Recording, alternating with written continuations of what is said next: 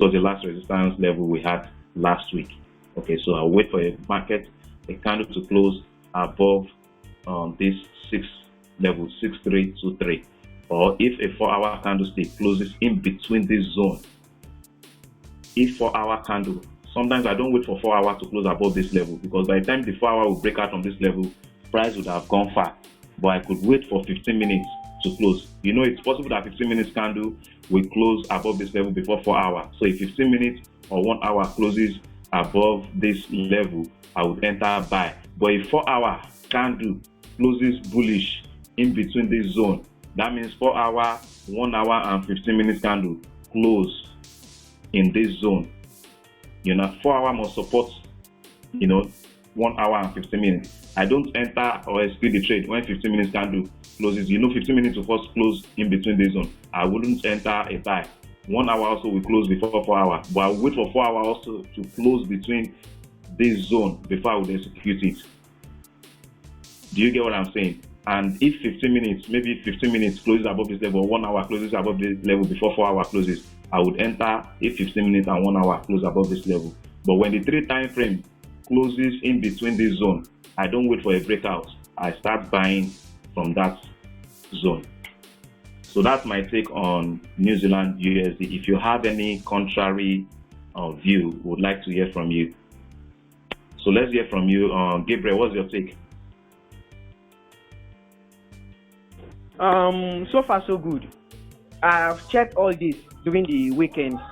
But if you observe something, Euro USD, AUD USD, it seems all USD, there's a kind of force pushing them upward. Or that is a fundamental right away. But with this analysis you are just analyze now. I think bullish should be given priority to.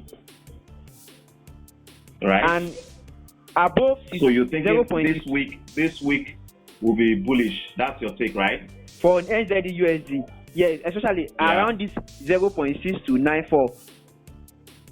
0.6294. Anything above that, 62947. Anything above that area, that is when as the market is opening now, we should expect some kind of funny movement. That was those regions you were drawing. Yes. But that's why I said you should patiently wait. You should patiently wait for it to cross this level before you consider, because this level they can easily not just push the price up and push it up to this this area. They might just since Monday market, the move is sometimes very unpredictable. So don't just jump in when they can do. Yeah. But if they are able to push it to this zone, then you know that we have more buyers in the market. That would be the best time to enter a buy trade. But above this level, for me, it's still risky. Okay, it's still risky. But if they can push it to this zone, then we expect some more bullish move. Okay, go on. Okay, so that is that. But as for me, anything above 0.6294, then the bull is confirmed. But wait, you talked something that impressed me. I think in last class you don't mention it. You said 4 hours. You're mentioning that if 4 hours, you shouldn't wait for 4 hours to close. And I observed it from the practice I did. You have to go by 1 hour for your entry point. If you wait for 4 hours, where your stop loss might be too much. I don't know whether anybody has experienced it before. That's it. Yeah. So, but that 15 minutes can be deceptive at times, especially for GBP. But 1 hour to me is very okay. Yeah. So that's my take. Yeah. So what's your take now? You're looking for buy opportunities this week?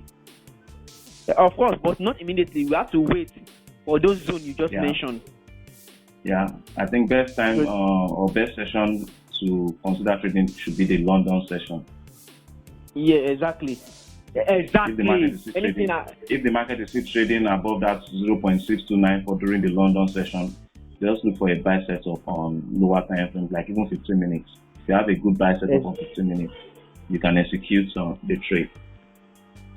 You are very correct, sir. Let's hear from others. Mr. Evans.